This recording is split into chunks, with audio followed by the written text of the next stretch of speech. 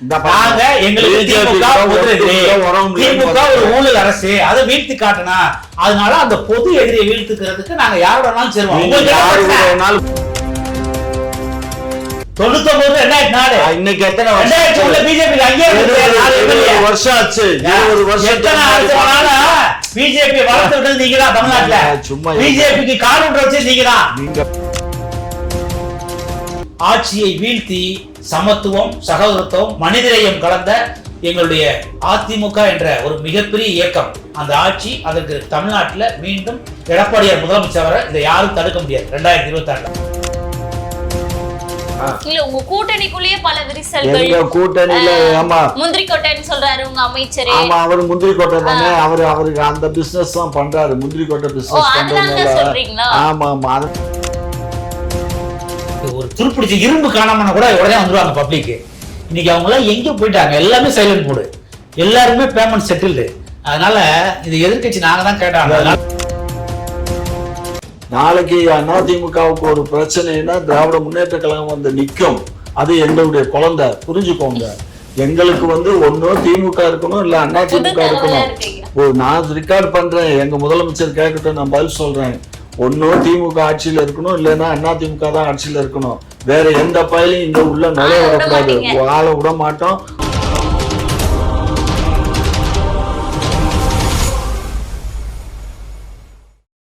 ஊழல் ஊழல் சொல்றாரு திமுகவை. திமுக ஊழல் பண்ணி எந்த நீதிமன்றத்துல தண்டனை பெற்றோம்? குற்றவாளி யாரு? எத்தனை ஆயிரம் கோடி ஊழல், இவ்வளவு எத்தனை கிலோ தங்கம், எத்தனை கிலோ வெள்ளி, இதெல்லாம் எங்க இருந்து வந்துச்சு? குற்றவாளி முதல்வர்னு அண்ணாமலை சொல்றாரு. இங்க பாருமா, நான் சொல்றத நீ கேளு. நீ கேள்விதான் கேட்கணும். இருமா, நீ கேள்விதான் கேட்கணும், பதில் நான் தான் சொல்லணும். புரியுதா? அண்ணாமலைக்கெல்லாம் நான் பதில் சொல்ல வேண்டிய அவசியம் இல்லாமன்னா ஒரு மனுஷனே இல்ல. சரியா? நான் என்ன கேட்கிறேன், இவர் இப்ப இந்த டிபேட்ல எங்கள் திமுக அரசை பார்த்து ஊழலுக்கு அரசுன்னு சொல்றாரு. நாங்க ஊழல் பண்ணியிருந்தோம்னு எந்த நீதிமன்றத்துல திராவிட முன்னேற்ற கழகத்துல ஊழல் பண்ணாங்கன்னு ஊழல் வழக்கு நடக்குது இல்ல? எங்கள் மீது யார் இருமா? 2G ஊழல் என்ன புடுங்குச்சு தெரியுமா உனக்கு? 2G ஊழலை பத்தி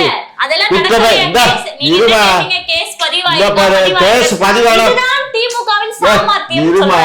சும்மா திமுகவுடைய ஊழல் சொன்னா 2G ஸ்பெக்ட்ரம் ஊழல் விடுதலை ஆயிடுச்சு. அது தவறுன்னு சொல்லி நீதிமன்றமே கண்டிச்சிருச்சு. அதுக்கப்புறம் எங்க இருக்கு ஊழல்?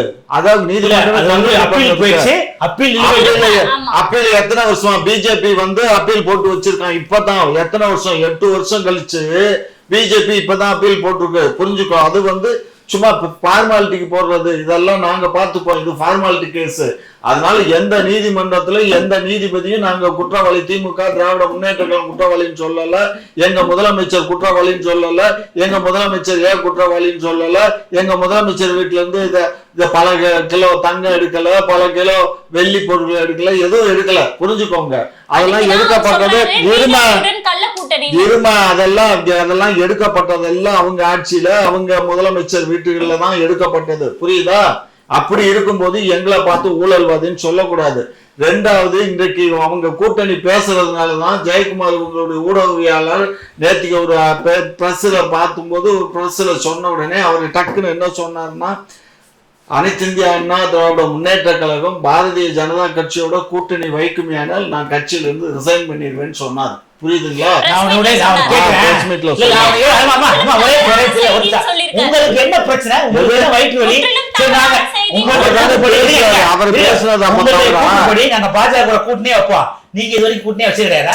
2001 யாரு வச்சீங்க? நீங்க அமைச்சர்ல சேர்ந்து 2004 வெளியே வர்றீங்க. 5 வருஷம் பிஜேபி சேர்ந்து மத்திய அமைச்சரை நிறைய கொள்ளையடிச்சுட்டு இப்ப நீங்க என்ன பிஜேபி என்னமோ தேசம் கட்சி மாதிரியே பேசுறீங்களா? நாங்க சொல்லலைங்க, நீங்க தான் பிஜேபி கூட. நாங்க எங்களுக்கு திமுக ஒரு ஊழல் அரசு அதை வீழ்த்தி காட்டினா அதனால அந்த பொது எதிரியை வீழ்த்துக்கிறதுக்கு நாங்க யாரோடனாலும் சேருவோம். உங்களுக்கு என்ன பிரச்சனை? உங்களுக்கு என்ன பிரச்சனை? நாங்க பொது எதிரி வீழ்த்தணும். அதுக்கு நீங்க எதை வேணாலும் செய்யுங்க, யாரு கூட வேணாலும் கூட்டணி வைங்க, எங்களுக்கு அதை பத்தி கவலை இல்ல. நீங்க கூட்டணி வச்சாலும் சரி, இல்ல கூட்டாஞ்சோறு ஆக்கி தின்னாலும் நீங்க என்னமோ பிஜேபி சேராத மாதிரியும் பிஜேபி வச்சு பயனாத மாதிரி சொல்றீங்க. 5 வருஷம் பிஜேபியினுடைய அமைச்சர்கள் இருந்தது யாரு இருந்தாக்க பயனடைஞ்சோன்னு எப்படி யாரு? ராசா, நெப்போலியன், மத்திய அமைச்சர் எப்ப? அது 99 2004. இன்னைக்கு எத்தனை பிஜேபி வருஷம் ஆச்சு? 20 வருஷம் பிஜேபி வளர்த்து விட்டது நீங்க தான். தமிழ்நாட்டுல சும்மா பிஜேபிக்கு கால் வச்சு நீங்க தான். நீங்க பிஜேபிக்கு நண்பனா கைது நீங்க தான். ஆமா, நாங்க மறுக்கல. ஆமா, 20 வருஷத்துக்கு முன்னாடி அன்றைக்கு 40,000 கோடி வந்து தேர்தல் வரும், அதனால அந்த நீங்க தான் இதை காப்பாற்றணும்னு சொல்லி வாஜ்பாய் அவர்களும் இதே ராஜ்நாத் சிங்கும் தமிழக முதல்வராக இருந்த முத்தமிழறிஞர் டாக்டர் கலைஞர்கிட்ட வந்து, அப்ப முதல்வர்கள் எதிர்கட்சி தலைவர் தான், அவர்கிட்ட வந்து கேட்டுக்கிட்டதுக்கு இணங்க அவர் அன்றைக்கு அது ஒத்து அவங்க நாங்க இதை பத்தி எல்லாம் பேச மாட்டோம்னு சில கோரிக்கை எல்லாம் கையெழுத்து போட்டு கொடுத்தாங்க. சரிங்களா? அந்த பேப்பர் நகல் கூட என்கிட்ட இருக்கு. ஆகையினால நீங்க அது வந்து லாபத்துக்காக நடக்கக்கூடிய கட்சி. அவங்க ஒரு இலக்கு வச்சிருக்காங்க. அவங்க அதிமுக திமுக ரெண்டையும் டார்கெட் பண்றாங்க. அதனால திமுகவோட கூட்டணி வரும். அவங்க மறைமுகமா டீல் பேசிட்டே இருக்காங்க. 117 சீட்டு பிஜேபிக்கு, 117 சீட்டு வந்து திமுகவுக்கு, மீதி ஒரு 10 சீட்டை வந்து கூட்டணி கட்சி கொடுக்குற மாதிரி பேசிட்டு இருக்காங்க. அதனால பிஜேபி ஒன்றும் திண்டத்தகாத கட்சி கிடையாது. ஏற்கனவே அமைச்சர்கள் 5 வருஷம் பங்கு பெற்ற கட்சி திமுக. அதனால திமுக சார்பா கூட்டணி பேசப்படுதுன்றீங்க, நாங்க வரவேற்கிறோம். உங்க கட்சி சார்பா நாங்க தான் சொல்லிட்டோம், பொது எதிரி திமுகவை வீழ்த்துவதற்கு நாங்கள் யாருடன் கூட்டணி செய்வோம். எங்களுக்கு வந்து இப்போ சிதறி கிடக்கிற அந்த ஓபிஎஸ் இவர்கள் முதல்ல இணையணும்ல, அப்பதான் ஏடிஎம்கே ஒரு அதிமுக தொண்டன் தான் கவலைப்படணும். ஓபிஎஸ் ஓபிஎஸ் வந்து ஓபிஎஸ் மாதிரி ஆளுதான் இருக்காங்க. அண்ணா மரியாதைக்குரிய ஓபிஎஸ் அதிமுக பொதுக்குழு உறுப்பினர்கள் 2500 பேர் வந்து வானத்துல கூடி பொதுக்குழு தான் நீதிச்சு. அதனால வந்து அதை நீதிமன்றம் கன்ஃபார்ம் பண்ணிடுச்சு. அதனால யாரை சேர்க்கணும் யாரை சேர்க்க கூடாதுங்கிறத எங்களுடைய பொதுக்குழு தான் முடிவு செய்யும். அதனால அதிமுக சிதறலாம் போகல. அதிமுக வலிமையோடு பொலிவோடு வீரியமிக்க தமிழர் புரட்சி தலைவர் எடப்பாடியார் தலைமையில தமிழ்நாடு ஃபுல்லாக எங்களுடைய கிளைக்கழகத்தை கட்டமைக்கிற வேலையில் நாங்க இருக்கோம். அதனால கட்சி ஒன்றுபட்டு தான் இருக்கு. ஒட்டுமொத்த தொண்டர்கள் இங்கதான் இருக்காங்க. 99% இங்கதான் இருக்காங்க. அதனால ஒன்றுபட வேண்டிய அவசியம் ஒண்ணும் கிடையாது. இது வந்து திட்டமிட்டு ஆளும் திமுக அரசால் பரப்பப்படுகின்ற வதந்தி. இந்த வதந்திய மக்கள் நம்ப கூடாது. அதனால எங்களுக்கு யாரை சேர்க்கணும் எங்க கட்சியை நீக்கணுங்கிற விஷயம் எங்க தொண்டர்களுக்கு தெரியும், எங்க பொதுக்களுக்கு தெரியும். அதனால இதுல வந்து திமுகவோ நெறியாளர்களோ வேற பாஜகவோ கவலைப்பட வேண்டிய அவசியம் இல்லை. நாங்க 2024 பார்லிமெண்ட் தேர்தலில் 1 கோடிக்கு மேற்பட்ட ஓட்டு வாங்கியிருக்கோம், 23% ஓட்டு வாங்கியிருக்கோம். அதனால இன்னைக்கு மக்கள் ஆன்டி இன்கம்பன்சி பயங்கரமான இந்த அரசுக்கு எதிர்ப்பு இருக்கு. அதனால நாங்களும் ஒரு சில கட்சியோட கூட நீ பேசிட்டு இருக்கோம். ஒட்டுமொத்த நீங்க சொல்ற மாதிரி ஓபிஎஸ் டிடிவி இவங்கள்ட்ட போன தொண்டர்கள்லாம் 90% எங்கள்ட்ட சேர்ந்துட்டாங்க. அதனால ஒட்டுமொத்த கட்டமைப்பையும் சரி பண்ணக்கூடிய வேலையில் நாங்கள் ஈடுபட்டு இருக்கோம். அங்கங்கே வந்து தமிழ்நாடுக்குள்ள 68,000 பூத்துலையும் போய் கூட நடந்துட்டு இருக்கு. நிர்வாகிகளை வந்து நாங்கள் வந்து அவங்களுக்கு பயிற்சி கொடுத்து ஆளும் அரசுடைய அதிகாரத்தை அத்துமீறலை சர்வாதிகாரத்தை நம்ம எப்படி தடுத்து வெற்றி பெறணுங்கிற நோக்கத்திற்காக நாங்கள் அங்கங்கே களப்பணியில் இருக்கோம். அதனால இதையெல்லாம் மடைமாற்றம் திசை மாற்றம் ஆளு அரசு பல்வேறு பிரச்சனைகளை பல்வேறு குற்றச்சாட்டுகளை எங்க மேல சுமத்துறாங்க. அதனால இந்த சர்வாதிகார ஆட்சியை வீழ்த்தி சமத்துவம் சகோதரத்துவம் மனிதநேயம் கலந்த எங்களுடைய அதிமுக என்ற ஒரு மிகப்பெரிய இயக்கம், அந்த ஆட்சி அதற்கு தமிழ்நாட்டில் மீண்டும் எடப்பாடியார் முதலமைச்சர் இதை யாரும் தடுக்க முடியாது 2026. இப்ப அவருடைய நிலைப்பாட சொல்லிட்டாரு. இப்ப செக்ஸுவல் எஜுகேஷன் அப்படின்னு சொல்லிட்டு கர்நாடகால 8ஆம் வகுப்பு முதல் 12ஆம் வகுப்பு வரை அமல்படுத்துறாங்க. அப்பா முதல்வர் சொன்னாரு, நாங்க வந்து பல மாநிலங்களை பார்த்து அவங்களுடைய நல்ல திட்டங்கள் எல்லாம் நாங்க வந்து பட்ஜெட்ல கொண்டு வந்தோம். இந்த திட்டம் முதன்மையானது, நம்ம தமிழகத்துக்கு தேவையானது, இதை ஏன் முதன்மைப்படுத்தணும்? கொஞ்சம் பொறுத்து இருந்ததாம அது வந்து செக்ஸ் எஜுகேஷனுங்கிறது வந்து அதை வந்து இன்னும் அதாவது அதை எடுத்தோம் கழுத்தோன்னு எதையும் நம்ம செஞ்சிட இயலாது.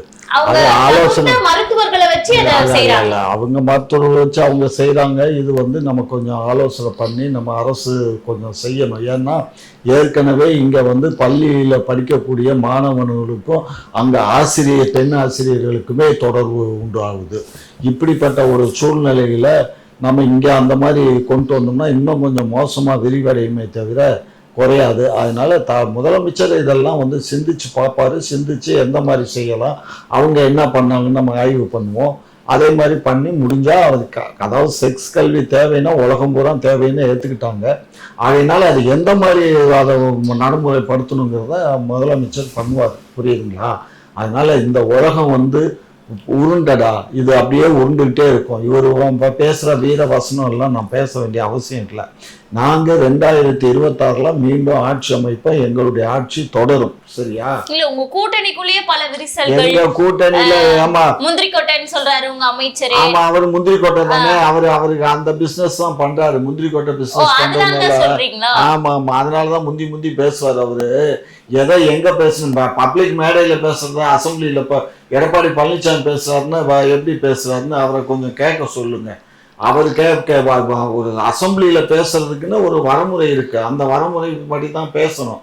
அதை விட்டு இவர் வந்து எடுத்தோம் கவிழ்த்தோன்னு பேசுறது. ரெண்டாவது, எங்களுடைய கொறடா திராவிட முன்னேற்ற கழகத்தினுடைய கொறடாவுடைய அனுமதி பேசணும். நேற்றுக்கு இவர் ஓபிஎஸ் வந்து அந்த இது கொறடாட்டை வந்து நான் பேசணும் கட்சியின் சார்பானதுக்கு முடியாதுன்னு சொல்லிட்டாங்க அதிமுகலையே. அதுதான் முறை, அப்படித்தான் செய்வாங்க. புரியுதா?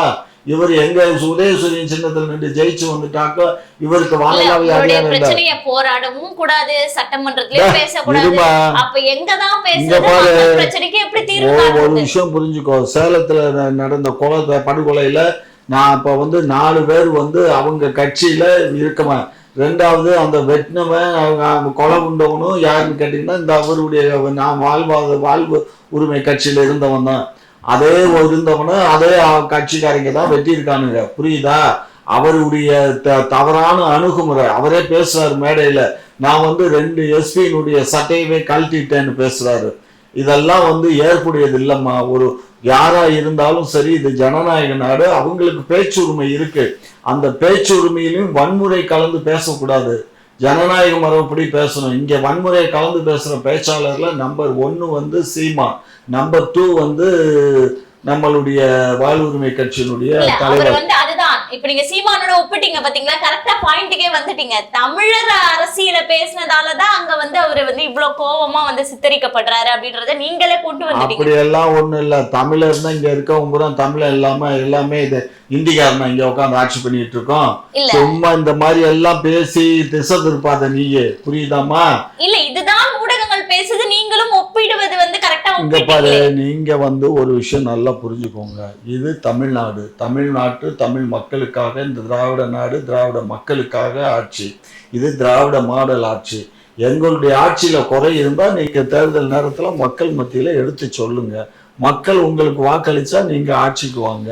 நீங்க கூட்டணி பேர் பாரதிய ஜனதா கட்சியில கூட்டணி போனான்னா, சீமான் கூட கூட்டணி போனான்னா, யார் கூட கூட்டணி போனா எங்களுக்கு என்ன? எங்க கூட்டணியை நாங்க பலப்படுத்துவோம். எங்க கூட்டணியை விட்டு அவர் எப்படா வெளியில வருவாரு, ஏதோ ஒரு குழம்பு எப்ப தின்ன காலியாகவும் கிளம்பி சாமான்னு எதிர்பார்க்கல நாங்க. எங்க வரையா வா, போறியா போ. ஆகையினால எங்களுக்கு அதை பத்தி கவலை இல்லை. டிஎம்கேவினுடைய ஐடி விங்கோட வேலையே என்னன்னா, நடக்கக்கூடிய பிரச்சனைகளை திசை திருப்புறதுக்காக செங்கோட்டையன் அவர்களுக்குள் அதிமுகக்குள் சர்ச்சை நடக்குது. பெரிதாக்கணுமா சிறிதாக்கணுமான்னு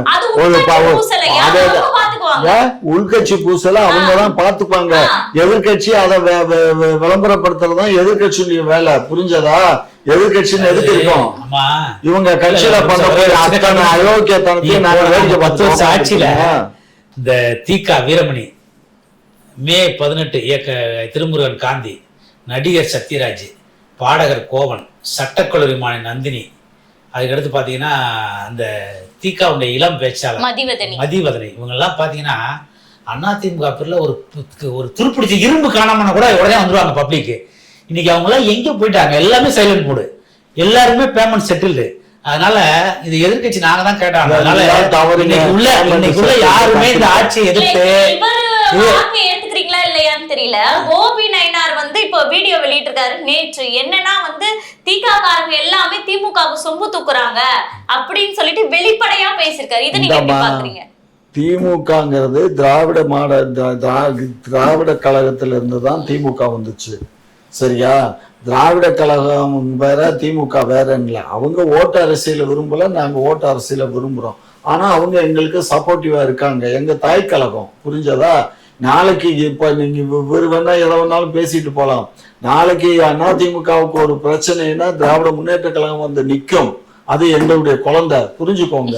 எங்களுக்கு வந்து ஒன்னும் திமுக இருக்கணும், இல்ல அதிமுக இருக்கணும். நான் ரெக்கார்ட் பண்றேன், எங்க முதலமைச்சர் கேட்கட்டும், நான் பதில் சொல்றேன். ஒன்னும் திமுக ஆட்சியில இருக்கணும், இல்லைன்னா அதிமுக தான் ஆட்சியில இருக்கணும். வேற எந்த பயிலையும் இங்க உள்ள நுழைய விடக்கூடாது, ஆள விட மாட்டோம். அதுக்கு நாங்க அனுமதிக்கவும் மாட்டோம். புரியுதா? அதுல நாங்க கரெக்டா இருக்கோம், சரியாவும் இருக்கோம். புரியா? எங்களுக்குள்ள பேச்சுவார்த்தை இருக்கு. இவருக்கு என்ன தெரியும்? எடப்பாடியும் எங்க முதலமைச்சரும் நாங்க அண்ணாவின் பிள்ளைகள், அண்ணா பேர்ல நாங்க தான் கட்சி நடத்துறோம். நாங்க தான் உண்மையான திராவிட கொள்கையை வந்து தமிழ்நாட்டில் அமல்படுத்துறோம். நாங்க எங்க கட்சி ஆரம்பிச்சு 50 வருஷத்துக்கு மேல ஆயிடுச்சு. ஆனா அதுல 32 வருஷம் நாங்க ஆட்சியில இருந்திருக்கோம். அதனால திமுக வந்து அண்ணாவுடைய கொள்கை எல்லாம் குளித வண்டி பறிச்சுட்டு வாரிசு அரசுக்கு போயிடுச்சு. தந்தை, மகன், பேரன், கொள்ளு பேரன் போயிடுச்சு. அதனால அண்ணாவுடைய கொள்கைகளை காப்பாத்துறது, அண்ணாவுடைய இருமொழி கொள்கையை காப்பாத்துறது நாங்க தான் ஆட்சி பண்ண முடியும். நாங்க தான் வந்து திராவிடத்தை வந்து காக்க முடியும். இது போலி திராவிட மாடல். அதனால தமிழ்நாட்டு மக்களுடைய பொது எதிரிய 2026 தேர்தலில் நாங்க வீழ்த்தி அண்ணாவுடைய ஆட்சியை, அம்மாவுடைய ஆட்சியை, எம்ஜிஆருடைய ஆட்சியை தமிழ்நாட்டை அமைப்போம். அமைக்கட்டும். இதுல எடப்பாடியார் ஐயா இருக்காங்களே, எதிர்கட்சி தலைவர், அவர்கிட்ட நிருபர்கள் கேட்டாங்க, ஏங்க திராவிடம்னா என்னங்க அப்படின்னு. அதெல்லாம் படிச்ச அறிவாளிகள்கிட்ட கேளுங்க அப்படின்ட்டு போனாரு. திராவிடம்னா என்னன்னே தெரியாத ஒருத்தர்,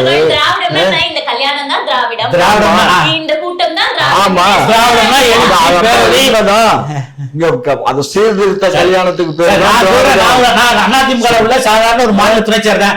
திராவிடம்னா என்ன அது அவர்லாம் சொல்லி இருக்கணும். கேட்டதுக்கு அவர் என்ன சொன்னாரு, அதை அறிவாளிகள்கிட்ட போய் கேளுங்க அப்படின்னு சொன்னாரு. எங்க முதல்வர் சொன்னது கரெக்டா. கல்யாணம் சீர்திருத்த கல்யாணம் உண்டாது, தாலி கட்டாம ஒருத்தர் வாசிச்சு கல்யாணம் பண்ணிக்கிறதுக்கு எங்க முன்னோர்கள் அந்த ஏக்கதான் வந்திருக்காங்க. நாங்க ஒண்ணு ஆட்சி வரலையே, கொள்கையில அது ஒண்ணும். அதாவது என்னன்னா ஆணும் பெண்ணும் வந்து என்ன, பெரியார் வந்து தீக்கா ஆரம்பிச்சாரு. தீக்கால வந்து வந்தவங்க தான் திமுக. அண்ணாதுரை தலைமையில வந்தாங்க. அண்ணாதுரையுடைய மறைவுக்கு பிறகு கருணாநிதி, மரியாதைக்குரிய மறைந்த கருணாநிதி தலைமை ஏத்துக்கிட்டாங்க. முரண்பாடு ஏற்பட்டு எம்ஜிஆர் தலைமையில அதிமுக உருவாச்சு. அதனால எல்லாமே திமுக பேஸ் பண்ணி வந்தவங்க தான். நீங்க ஒண்ணு புதுசா இல்ல. நாங்களும் மொழிப்போர்ல எங்க முன்னோர்களும் போராடிட்டாங்க, எங்க முன்னோர்களும் மிசால போயிருக்காங்க. நாங்கள் வந்து அந்த காலம் இன்னைக்கு வரைக்கும் இருமொழி கொள்கையை அமல்படுத்த சொல்லி போராடிக்கிட்டு இருக்கான். நாங்களும் வந்து பாராளுமன்றத்தை போய் காவிரி அதனால எந்த வகையிலும் நாங்க தமிழுக்கும் தமிழ்நாட்டுக்கும் எங்களுடைய உரிமைகள் பறிம்போது நாங்க சமரசமே ஆக மாட்டோம். பாராளுமன்றத்துல யாரு முறைகிறது? நீங்க தான் போய் டீயோட சாப்பிட்டு இருக்காங்க பாராளுமன்றத்துல. உலகத்துக்கே தெரியும், உலகத்துக்கே தெரியும். முடிவு கொண்டு துபாயில பதுக்கிட்டீங்க, கொள்ளையடிச்சது. டாஸ்மாக் பணம் இங்க போயிடுச்சு. அதனால வந்து இதுவரை ஏதாவது தெரியுமா? எத்தனை கண்டெய்னர் பிடிச்சு விஷயம் மாதிரி காமெடி மாறி மாறி உண்மையா சொல்லிக்கிறீங்க. இவங்க இவ்வளவு கொள்ளையடிச்சாங்க, அவங்க அவ்வளவு கொள்ளையடிச்சாங்க. ஆமாமா, கண்டெய்னர் கொள்ளையடிக்கப்பட்ட பணம் எங்க போச்சு? என்ன சொல்ல, மரியாதைக்குரிய மறைந்த எம்ஜிஆர் கொடுத்து சிவந்தகரம் வள்ளல், அவர் வந்து வள்ளல், அவரை வச்சுக்கிட்டு இன்னைக்கு அந்த ஃபேமிலி இன்னைக்கு கஷ்டப்படுது. எங்க புரட்சி தலைவர் அம்மாவுக்கு வாரிசே கிடையாது. இன்னைக்கு அவங்க சார்ந்த வாரிசுகளும் கஷ்டப்பட்டு இருக்காங்க. ஐயா சொல்றது அத்தனையும் முழு பூசணிக்காய்.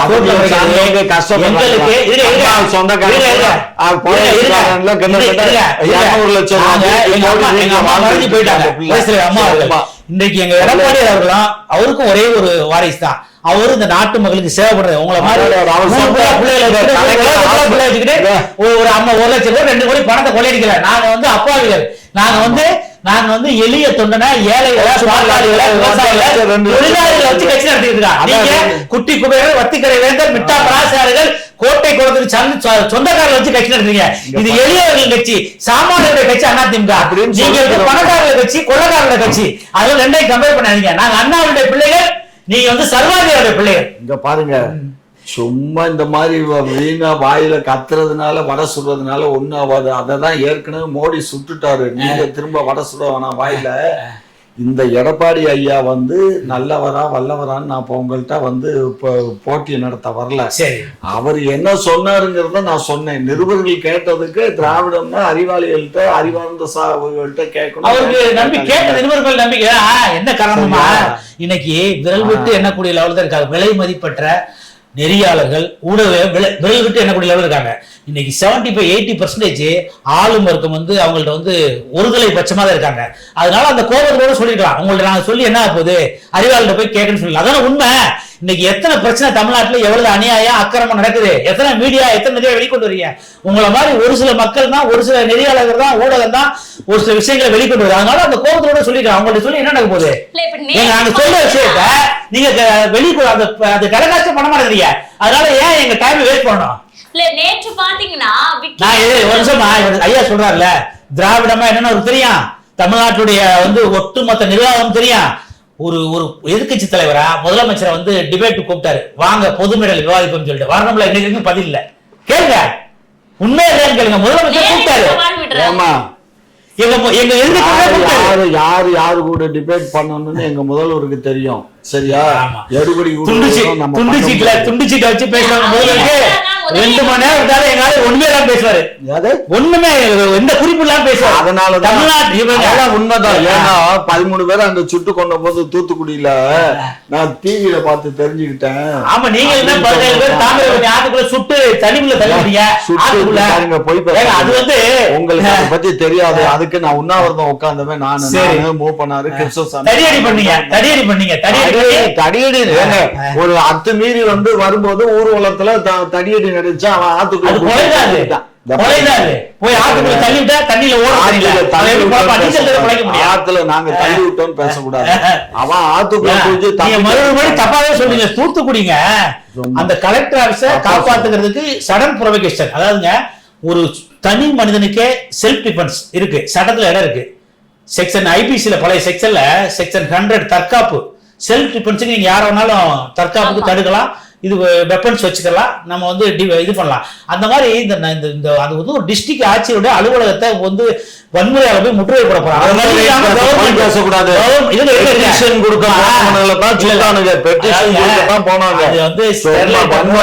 அதிமுக கோரிக்கை நாங்க தான் 3 வாங்கின. நீங்க வந்து அதை பத்தி உங்களுக்கு வந்து அந்த ஸ்டெர்லைட்டை மாசம் நீங்க வந்து மாமூல் வாங்கினவங்க நீங்க.